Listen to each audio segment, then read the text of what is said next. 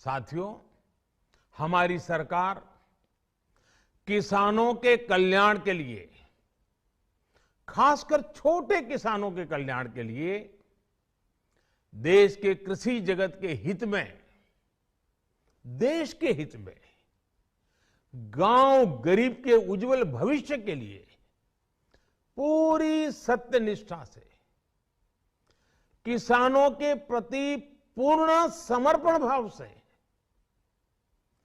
नेक नियत से ये कानून लेकर आई थी। लेकिन इतनी पवित्र बात, पूर्ण रूप से शुद्ध किसानों के हित की बात, हम अपने प्रयासों के बावजूद कुछ किसानों को समझा नहीं पाए।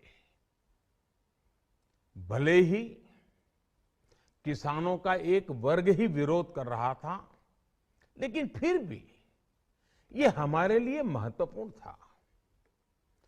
कृषि अर्थशास्त्रियों ने, वैज्ञानिकों ने, प्रगतिशील किसानों ने भी उन्हें कृषि कानूनों के महत्व को समझाने का भरपूर प्रयास भी किया।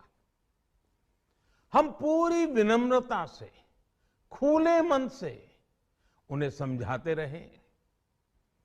अनेक माध्यमों से व्यक्तिगत और सामूहिक बातचीत भी लगातार होती रही। हमने किसानों की बातों को, उनके तर्क को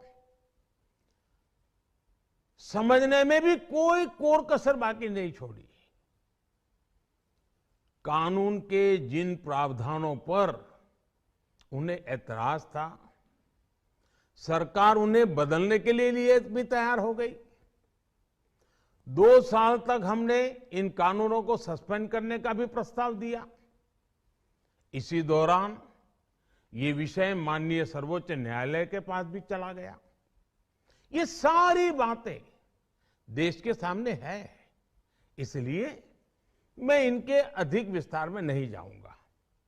साथियों, मैं आज देशवासियों से क्षमा मांगते हुए सच्चे मन से और पवित्र हृदय से कहना चाहता हूं कि शायद हमारी तपस्या में ही कोई कमी रही होगी, जिसके कारण दिए के प्रकाश जैसा सत्य कुछ किसान भाइयों को हम समझा नहीं पाए। आज गुरु नानक देव जी का पवित्र प्रकाश पर्व है। ये समय किसी को भी दोष देने का नहीं है।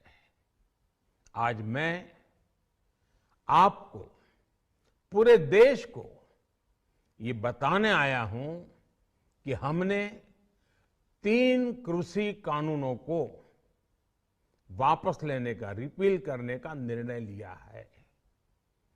इस महीने के अंत में शुरू होने जा रहे संसद सत्र में, इसी महीने में, हम 3 कृषि कानूनों को रिपील करने की संवैधानिक प्रक्रिया को पूरा कर देंगे।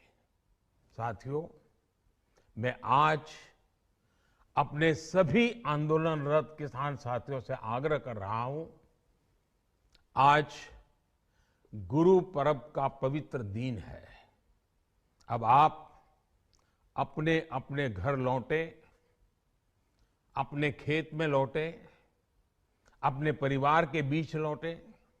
आइए एक नई शुरुआत करते हैं, नए सिरे से आगे बढ़ते हैं।